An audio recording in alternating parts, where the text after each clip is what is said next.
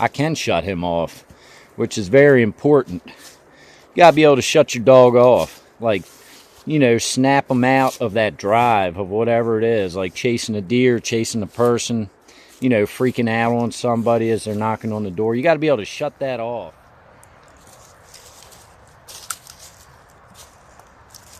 You can, you know, keep them docile, keep their prey drive down, and, you know, keep them sheltered from life.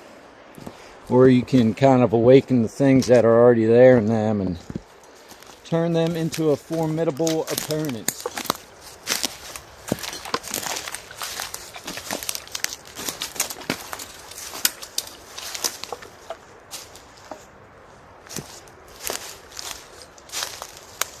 Man, he's come such a long way in a few weeks. I think he's around 11 weeks.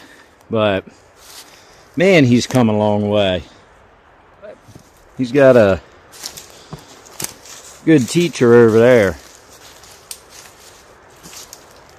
That's a mountain dog. That right there's a mountain dog in the making. Super agile. Hopefully he stays that way. It's a little more wolfish or beary. He's just got like more of a gamey feel to his coat. Bonzo's is sleek and shiny and like about as good as you could want for a dog. Bergelmeer's is more animalistic. And he's getting long and he's starting to get protective. And that's why I thought about maybe doing a little video this morning on how I kind of like encourage his protection for myself. Now, some dogs it's just in their DNA. Like Bonzo. Bonzo is Rottweiler and Akita. Rottweilers, pretty darn good guard dogs. They're pretty hard-headed, a little tough to handle at times. I don't think they use them too much in like America for police or military, because from what I've heard and gather, like you got to be a little rough when you're doing a protection dog, rough on them. And the Rottweilers get tired of that a little bit quicker than the other dogs, and they'll push back. They'll bite back. I'd be careful with Bonzo that he don't bite back on me. It's a happy medium. It's a thin line to walk. And also the Akita part of Bonzo. I mean, shoot, they use them in Japan in the villages to keep the bears and tigers and all away. Some tough dogs. They're kind of a little sketchy and unpredictable, the Akita is, people say. But they say that about German Shepherds too. You know, I thought about getting one, and I ended up not. Mostly just because I saw Bergelmeer. And he's just going to be a force to reckon with the rate we're going. Like this morning, it's like 4:45 in the morning, or 5 a.m. or something, and sitting on the bed, and I have a little TV in my room that is not for TV. I don't watch any kind of basic cable. Most I'll do is watch a little YouTube on it. That's literally the only thing I use that TV for. I don't even watch any movies anymore too much because it's all a bunch of crap. Like YouTube, you can find some good old movies, old westerns and things like that. But there ain't too many, really isn't anything good or anything that piques my interest coming out anymore. So, well, it's all a bunch of propaganda. You can believe that or not, but that's just my opinion, and it's just the way it is. Is what it is. You'll figure it out one day. Or you won't. Either way, it's all good, right? But So Burgle, we're sitting there watching, I'm sitting there watching a little video on my bed. I don't let Burgle sleep on the bed, but I'll bring him up there in the morning when I wake up. As a little treat, you know, he gets maybe an hour of just chilling up on the bed with me and Bonzo. He'll roll up in my lap. And, you know, I don't know what I'm going to do when he gets to be 150 or 180 pounds. I don't think he'll be 180, but he will probably be about 150. And there's a tent. Yeah, a bear got a hiker a while back, and this was the crime scene. Nah, I'm just screwing with you. It's people leaving their trash, you know, leave it behind. I'm gonna have to come through here with a bag, clean all this crap up. I'm gonna start hiding out here in the bushes and wait for people to litter. It's gonna be the last thing they did. Tired of it. But so we're sitting on the bed, and Burgle. So I'm watching this YouTube video, and it's about it's like actual footage of this young, like, little old lady. I don't know how little and old she was, but there was a lady just pulled into her garage and got out of her car, and all of a sudden these punks run up to her. Some thugs. I don't know who they were or any of that. That doesn't matter. The only thing that matters is that they ran up on this lady, pulled a gun on her, and were trying to rob her. And she started screaming. And as soon as she started screaming on the video, Burglemere popped up, perked up, and was staring right at it. And he started growling, and he was being protective. Like, he was ready to get it in. Like, I almost felt like he was getting ready to go try and save this lady. And that's not necessarily the case. You know, he just heard someone in distress, and I think if anything, it just kind of worried him or scared him a little bit. But he was growling kind of fearlessly, and I encouraged it. So I don't do a lot of like crazy protection training and bite training and all that, but I try and encourage my dogs. When they do something protective, I encourage it. I don't tell them bad. I don't stop them. Like, I encouraged Burgle,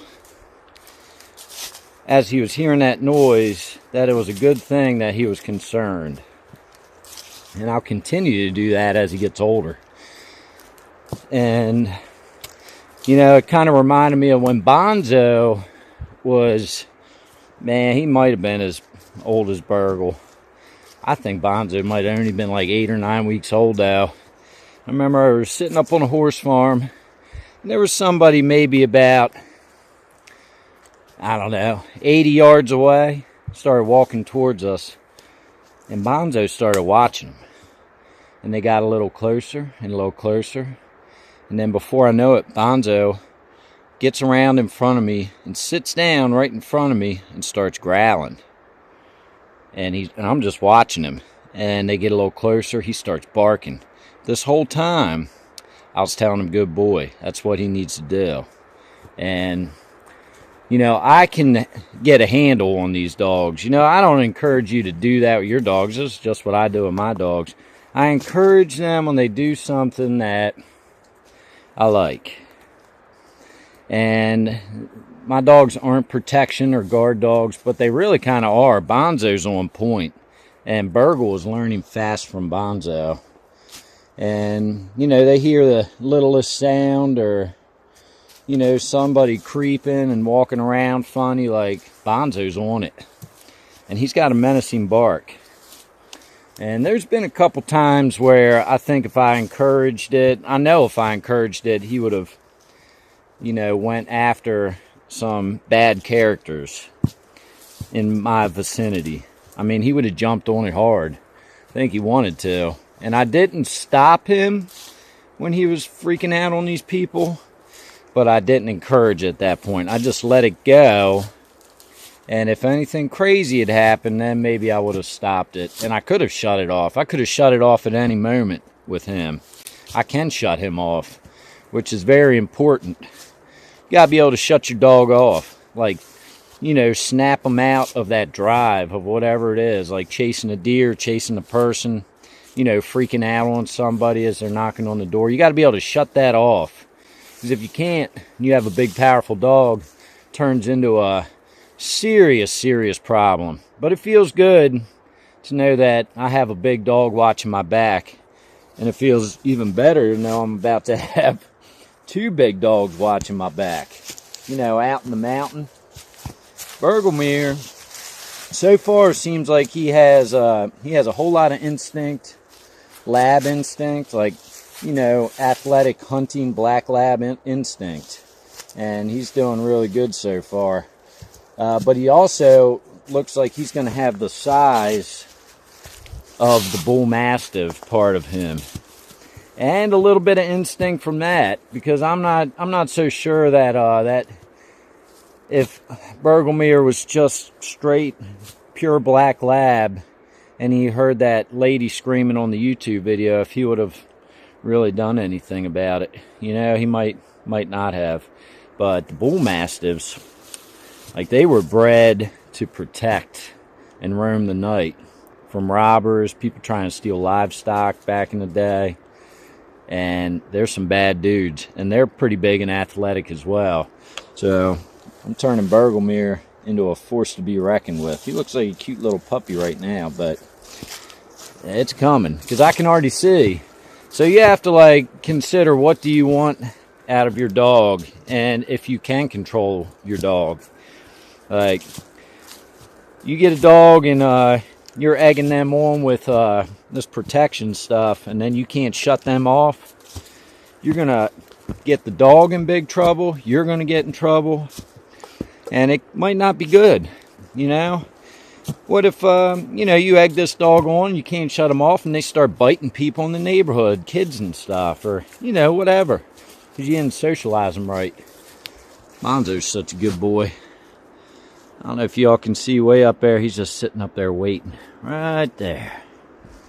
I stop and Burgle turns around and looks. You're a good boy, Burgle. Bonzo stays a little bit ahead, he runs point. Does a damn good job of it too. He either runs point or he'll parallel me off trail, which this time of year I don't mind, but once it gets warm and all them copperheads and rattlesnakes start coming out, I really don't like him being off trail. He's cautious with the snakes.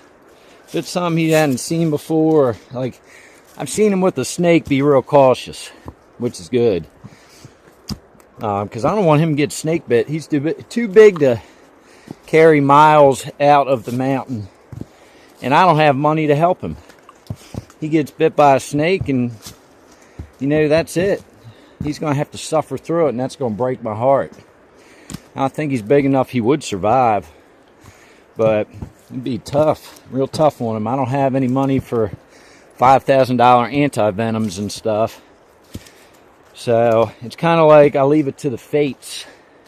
Sorry to say, but, and, you know, there might be people out there that say, well, you know, you don't have the money to take care of your dogs the way they should be taken care of. And I do my best.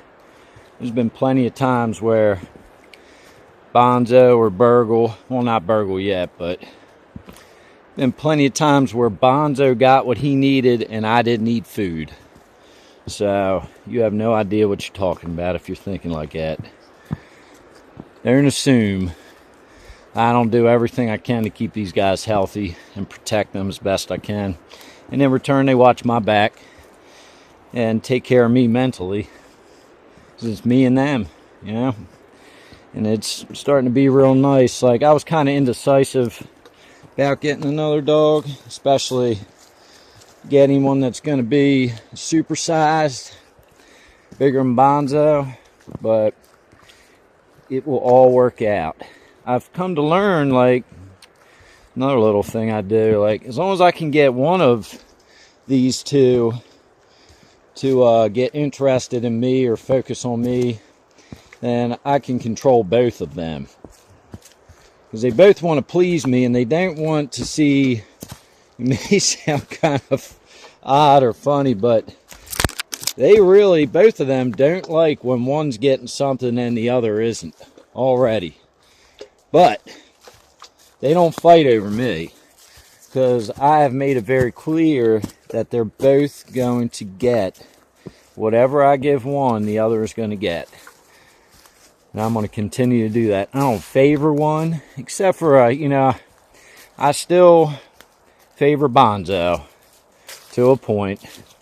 But that's about hierarchy in the pack. That's just the way it is. And Bergelmeer accepts it. But, yeah, I mean, it's funny. Like, I see, like, somebody I know comes that Bonzo really likes. Like, and Bergelmeer tries to run up and go get pet. Bonzo doesn't like that. They start challenging each other in like a playful, rough way, but they don't do that with me. They'll both sit there and wait their turn with me, and it's got to be like that. But I don't know. We're getting up the mountain.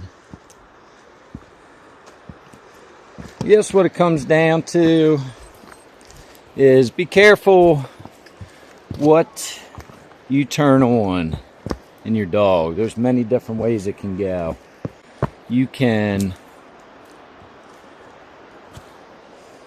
keep them docile, keep their prey drive down, and, keep them sheltered from life. Or you can kind of awaken the things that are already there in them and turn them into a formidable opponent.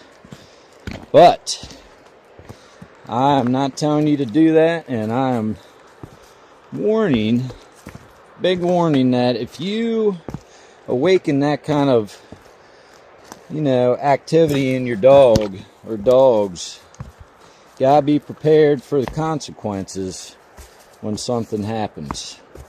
Every action gets a reaction, and I cannot express enough that I have to be able to shut these guys down if that time comes. And it has come, and I've been able to. And Bonzo, I've got a pretty good hold on him, and I'm working on Bergelmeer. But I just thought it was kind of cool. Bergelmeer was already at like 11 weeks old, growling at the TV when some lady is in distress. Good boy, Bergel.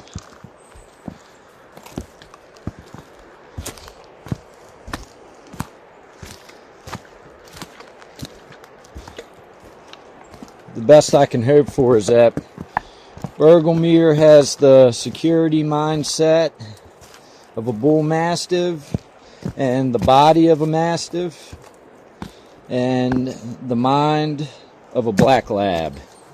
Hunting and agile agility and activity. Like, this is pretty. Some dogs, people freak out. Bergel, you either need to go or let me go. Go on, Bergel. Go on. See, he don't know commands like that anymore. He's like waiting for me. Bonzo would be down. Go on, Bergel. Yeah, I'm still teaching. See, he'll stop and wait for me. There'll come a time when he'll figure it out. It's a work in progress, right? Slowly but surely. He still made it down this, no problem at all. I'd rather keep him kind of near me. Bonzo runs ahead. If Bergelmeer kind of sticks around me, that's perfect.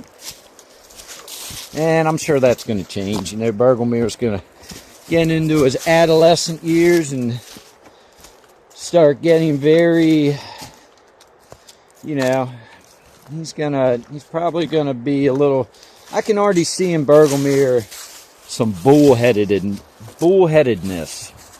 Can already see in Bergelmeer some bullheadedness. And kind of there's times where he just kind of stares at me like, F you. Like, I don't really feel like it. But with patience, I can kind of break him of that, which I've been doing. And, it comes back to control of your dog. Cute little puppy right here, able to run rampant and run amok and do what it wants. turns into a 150 to 180 pound terror that just freaks everybody out, does what it wants, and basically runs the household. And I'm sure there's people you know, or you've been one of them, where you had a big dog that kind of ran things. And that's not the way I operate, so I show them from a very young age that shit ain't happening. And that's the nicest I can put it. Gotta be serious. You gotta be tough. I mean, he's cute. Cute little puppy. Could turn into a terror. You know? Cute little bear cub. What's that turn into? Big old Kodiak or a brown or grizzly bear with a big old hump ready to eat your face off. So be careful what you awakening your dogs, how you do it, and got to make sure you always have control in any situation. It's all about the learning process. And Bergelmeer is figuring out the world, and it's cool to watch. It's one of my favorite things to do, like just checking it out with Bonzo. Pretty good boy, bub. Good boy, Burgle. Yeah, I tell him good boy. He hops off the trail to go to the bathroom. What more can you ask for? You know, he's sticking by me. But I don't know, I lost my train of thought. Little quickie video. Hope y'all enjoy it. And I'll catch y'all on the next one. See ya!